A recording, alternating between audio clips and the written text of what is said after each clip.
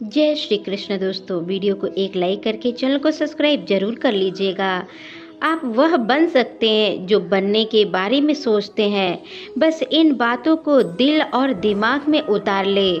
जो हो चुका है उसका परवाह करना बंद कर दे। जो होने वाला है उसके बारे में नया करो और आगे बढ़ो। जो हो चुका है अगर उसी के बारे में उलझे रहोगे तो आप आज भी खराब हो जाएगा आपका और आने वाला कल भी हो जाएगा। मेरी इस बात को आप हल्के में ना ले। आप इतने समझदार हैं कि आप मेरी इन बातों को अच्छे से समझ सकते हैं। अगर आप वाकई पीछे घटने वाली घटनाओं को दिन रात अपने दिल और दिमाग में दोहराते रहेंगे तो कभी भी आगे के बारे में नहीं सोच पाएंगे। आप हमेशा ही पीछे की ओर खींचे चले जाएंगे। कुछ आगे नया करने का निर्णय नहीं ले पाएंगे आप। ऐसा क्यों होता है? ऐसा इसलिए होता है कि जब आपका दिमाग बुरी घटनाओं के विचारों से भरा होता है तब वह अच्छे और प्रेरित विचारों को पैदा ही नहीं कर पाता है और आप लाख कोशिश करने के बाद भी अपने हर काम में असफल हो जाते हैं। इसलिए मेरी मानिए तो जो हो चुका है उसको भूलकर एक नई शुरुआत करें, नई चीज़ों के बारे में सोचें। मान लीजिए एक कमरे में किताब का एक विशाल ढेर लगा दिया गया हो और आपको एक विशेष किताब का नाम बताया जाए और उस किताब को कमरे में से लगे विशाल ढेर से ढूंढकर लाना पड़े तो आप कहाँ से लाएंगे? तो आपका कितना समय लगेगा आपको? मुझे लगता है कि आपको बहुत समय लग जाएगा, है ना? लेकिन उन्हीं किताबों के किनारे में बुक शेल्फ में रख दिया जाए तो आप आसानी से और उसको किताब को ढूंढ सकते हैं। बहुत ही कम समय लगेगा। मेरी इस बात से आप सहमत हैं कि नहीं? मुझे लगता है कि आप सहमत हैं। जिस तरह से किताबों की ढेर से कमरा भरा पड़ा हुआ है और एक गट्ठर की तरह कमरे में किताबें रखी पड़ी हैं, ठीक उसी तरह से हमारा दिमाग अच्छे और बुरे विचारों से के ढेरों से भरा हुआ है। जब हम निराश और दुखी होते हैं तो सही विचार और सही फैसले को सामने लाने में हमारा दिमाग असफल हो जाता है, बार बार असफल होता है और हमें इस निराश और दुख से बाहर लाने में बहुत समय लग जाता है और इस तरह समय की बर्बादी से हम हमेशा पीछे ही रह जाते हैं। अगर आप अपने विचारों के ढेर को किनारे में बुक शेल्फ की तरह रख दिया जाए तो किसी भी परेशानी में हमारा दिमाग सही विचार और सही फैसले सही समय पर सही सामने लाकर रख देगा। ऐसा करने का बस आपके पास एक ही तरीका है कि आप बस हर सुबह मेडिटेशन करना शुरू करो, क्योंकि मेडिटेशन में वह पावर है जो आपके अंदर से कुछ कर गुजरने का ताकत देती है, आपको हमेशा ही आगे बढ़ाने की कोशिश करती है, आपके दिमाग में चलने वाला उथल पुथल को शांत करती है और सही रास्ता दिखाती है और सही निर्णय लेने की क्षमता को पैदा करती है। आपको जागना होगा और इस भ्रम को मिटाना होगा कि तुम कमज़ोर हो, तुम कभी मर नहीं सकते, तुम कभी कुछ कर नहीं सकते।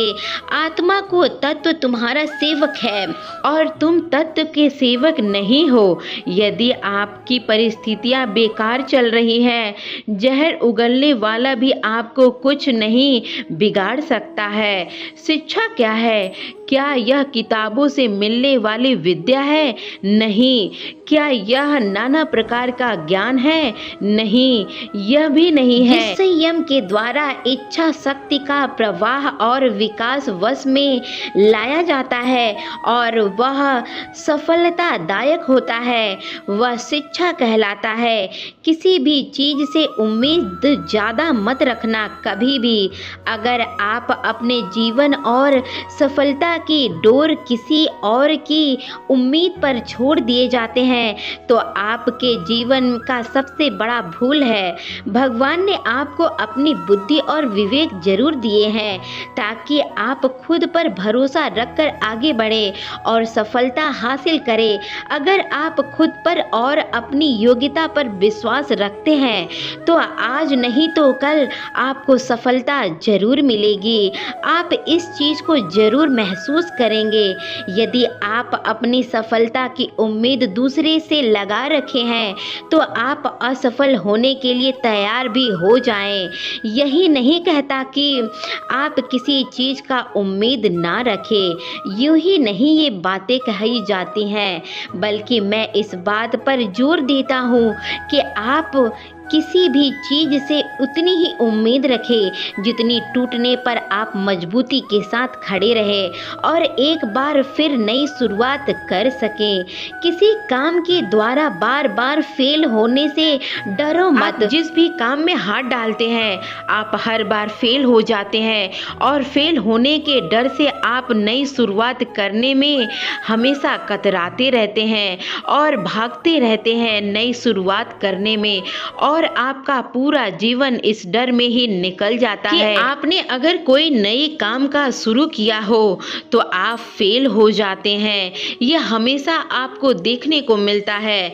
मैं आपको विश्वास दिलाता हूं कि आप हर काम करने की बजाय हर काम को सही तरीके से करने का निर्णय लें और तब तक करते रहें जब तक आप उसमें सफल नहीं हो जाते। अगर आप इसका निर्णय लेते हैं तो आप हारने के बाद भी हमेशा विजेता ही कहलाएंगे। वह विजेता जिसने कभी हार नहीं माना, पूरा जीवन जीतने का प्रयास किया।